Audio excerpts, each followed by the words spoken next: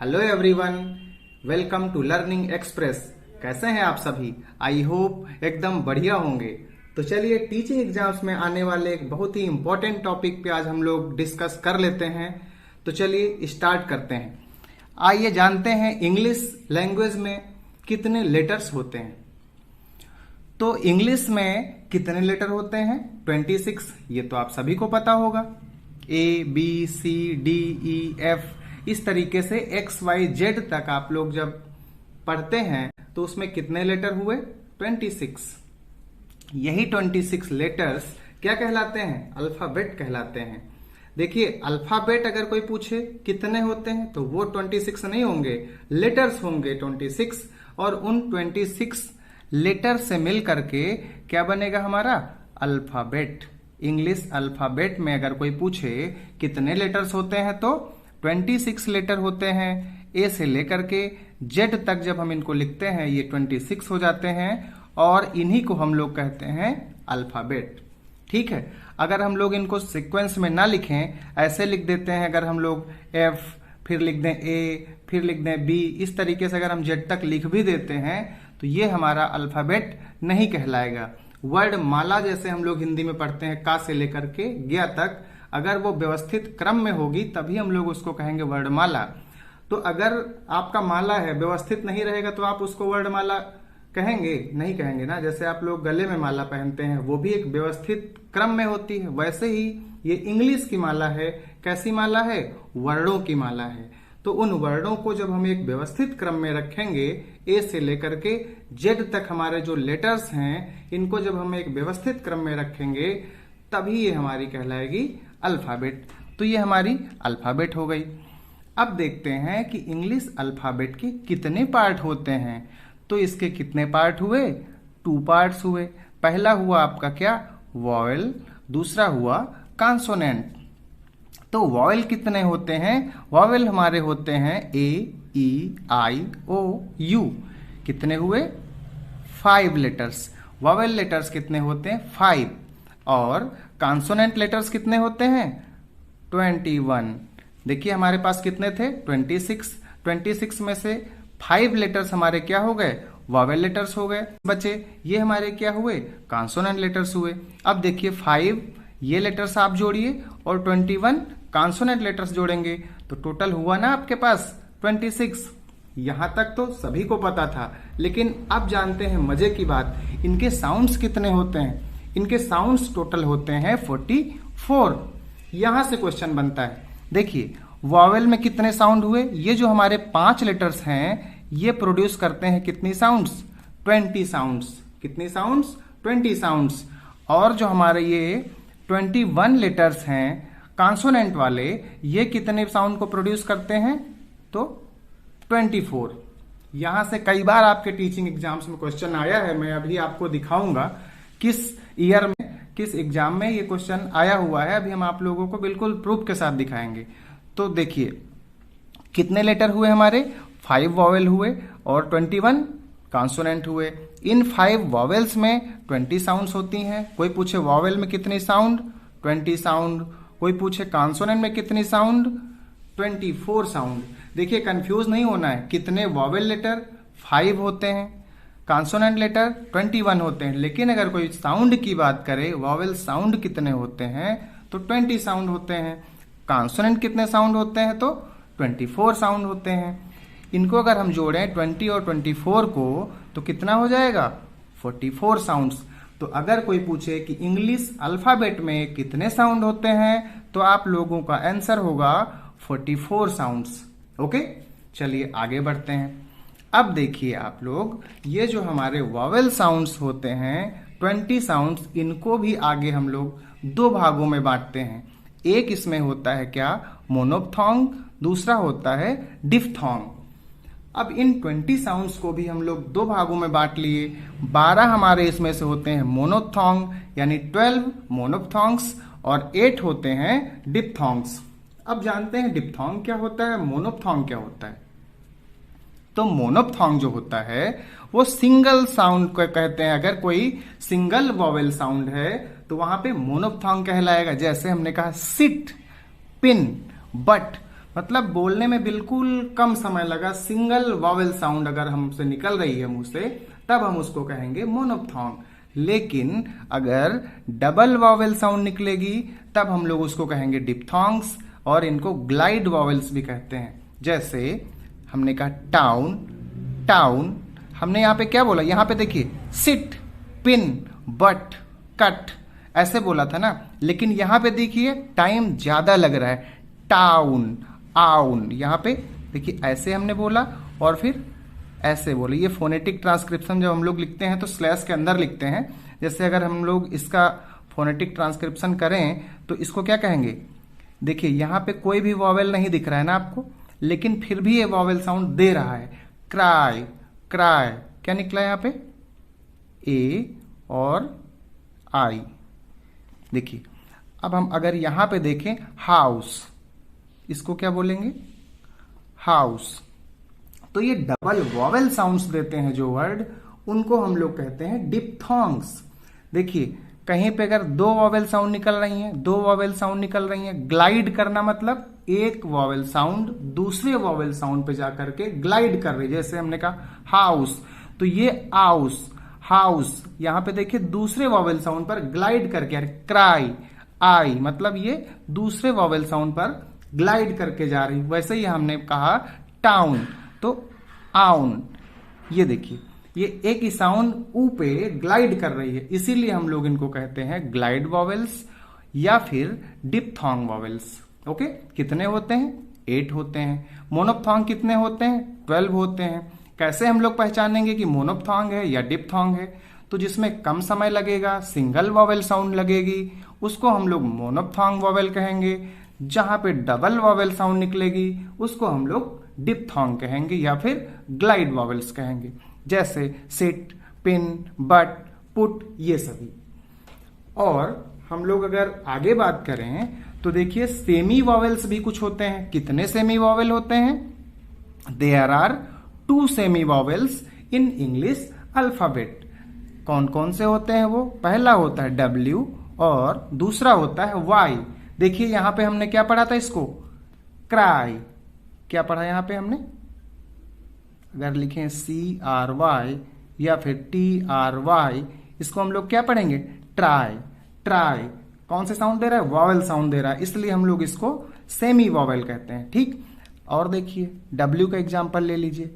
अगर हम लोग लिखें काउ, तो ये W की साउंड दे रहा है, नहीं दे रहा है ना, तो इसीलिए हम लोग इनको सेमी वॉवेल्स कहते हैं। ठीक है, फोनोलॉजी और मॉर्फोलॉजी पढ़ेंगे तब उसमें डिटेल से इस पे डिस्कस करेंगे, नहीं तो भी आप कंफ्यूज होंगे कि फ्रिकेटिव साउंड क्या होते हैं। फ्रिकेटिव मतलब संघर्षी, जैसे हम लोग कहते हैं प्लीज, है, जीरोक्स, जहां पे संघर्ष हो, जहां पे बजिंग साउंड आती है, उनको हम लोग फ्रिकेटिव साउंड कहते हैं। ठीक है, अब देखिए सिलेबल्स क्या होते हैं। तो सिलेबल क्या होते हैं कि हम लोग किसी वर्ड को बोलने में जितने वॉवेल साउंड प्रोड्यूस करते हैं वही हमारे कहलाते हैं सिलेबल।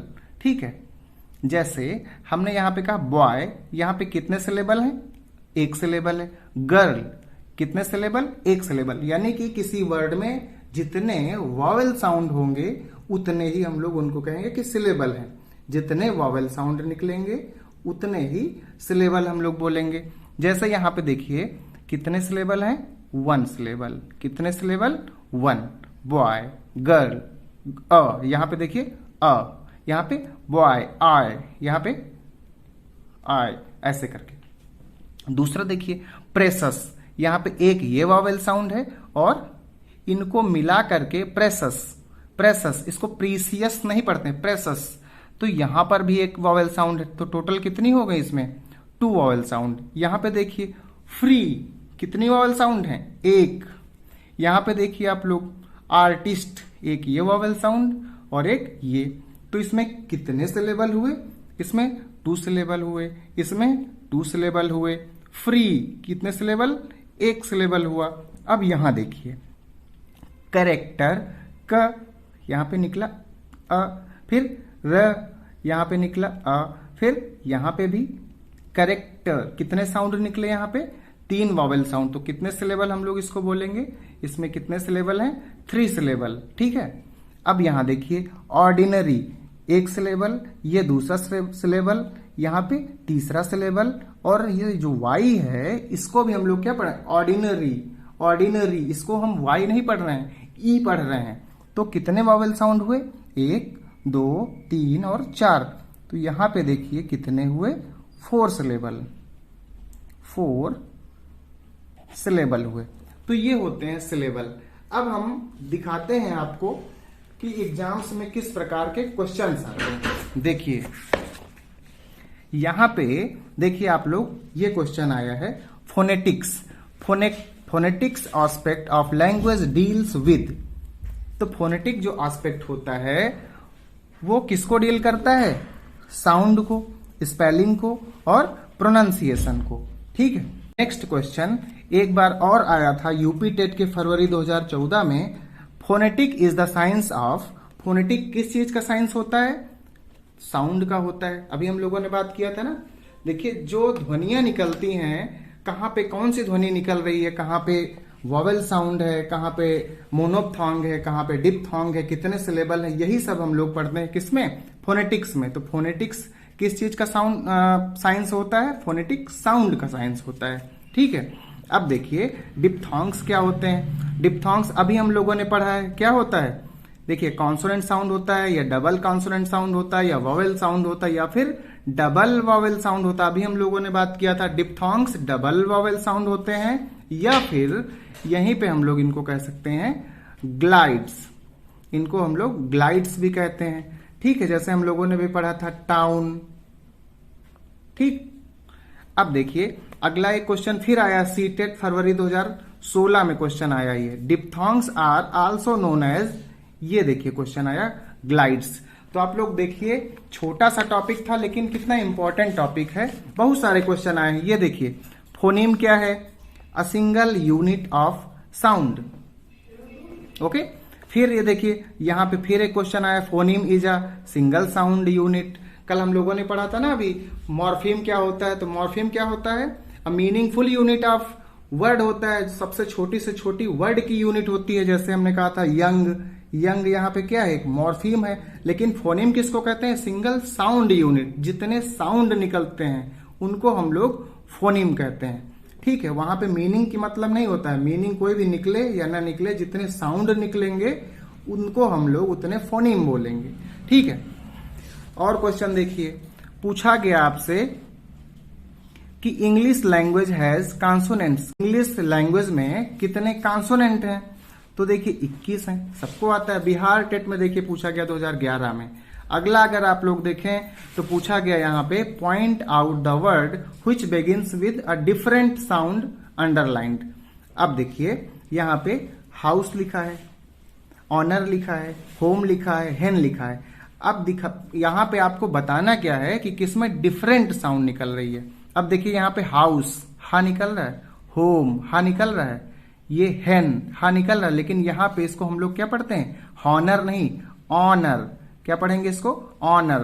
तो देखिए इसमें डिफरेंट साउंड निकली, इसीलिए ये इन सब से डिफरेंट होगा। तो हम लोग फोनोलॉजी में यही सारी चीजें पढ़ते हैं। अगला अगर आपको हम एक क्वेश्चन और दिखाएं, 2011 में राजस्थान में आया था टेट में। यहां पे आपको बताना था CH have a different sound.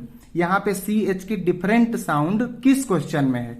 तो आप लोग देखिए यहां पे क्या है, चेक, यहां पे चेस, यहां पे चेयरमैन। लेकिन यहां पे CH को क्या पढ़ेंगे, केमिकल, यहां पे का पढ़ा गया। तो ये साउंड इसकी अलग है, इसीलिए ये क्वेश्चन सही हो जाएगा। यहां पे आपको बताना था COMB is not spoken. COMB में बताइए क्या नहीं बोला जाता। तो यहां पे B साइलेंट है, तो देखिए D ऑप्शन इसका सही हो जाएगा। देख रहे हैं आप लोग, यहां पे आप लोग देख सकते हैं TOMB, इसको हम लोग क्या पढ़ते हैं, टूम। तो यहां पे भी देखिए B साइलेंट है। ठीक। और भी बहुत सारे क्वेश्चंस हैं। ये देखिए यहां पे पूछा गया है मोनोप्थॉन्ग कितने होते हैं। तो मोनोप्थॉन्ग अभी आप लोगों ने पढ़ा है, कितने होते हैं, 12 होते हैं। डिप्थॉन्ग कितने होते हैं, 8 होते हैं। यहां पे देखिए फिर से एक क्वेश्चन आया, डिप्थॉन्ग कितने होते हैं। यहां पे पूछा गया डिप्थॉन्ग्स आर। डिप्थॉन्ग क्या होते हैं, तो कॉम्बिनेशन ऑफ 2 प्योर वॉवेल्स, यानी कि 2 वॉवेल का ग्रुप होता है, कॉम्बिनेशन होता है। ये भी देखिए 2016 में आया राजस्थान टेट में। फिर एक क्वेश्चन अगर आप लोग देखें तो ये आया है पंजाब टेट में 2011 में, phonetics is basically associated with. Phonetics जो होते हैं वो किसके साथ एसोसिएटेड हैं? तो आप लोग अब तो बता ही देंगे, साउंड्स, ग्रामर, सेंटेंस किसके साथ हैं? साउंड के साथ हैं। ओके, अगला एक और क्वेश्चन देख लीजिए आप लोग। यहां पे क्या दिया है? There are 44 sounds in English, out of these how many sounds are vowels and how many are consonants respectively. यानी आपको यहां पे बताना, देखिए आपको सीटेट में ये आया है क्वेश्चन सितंबर 2016 में। आपको यहां पे बताना क्या था कि हाउ मेनी साउंड्स, कितनी साउंड्स हैं इंग्लिश में, दोनों चीजों के आपको बताना है। देखिए यहाँ पे क्या लिखा हुआ है, how many sounds are vowel. देखिए वॉवेल में बताना है और कहाँ बताना है? कॉन्सोनेंट में। तो देखिए वॉवेल में कितनी होती हैं? 20 होती हैं, अभी आप लोगों ने पढ़ा था। और 24 कहाँ होती हैं? कॉन्सोनेंट में होती हैं। तो देखिए पहला ही ऑप्शन है, सही हो जाएगा। तो अब मुझे नहीं लगता कि आप लोगों को कोई डाउट रह गया होगा। तो चलिए पढ़ते रहिए, मस्त रहिए। नमस्कार दोस्तों।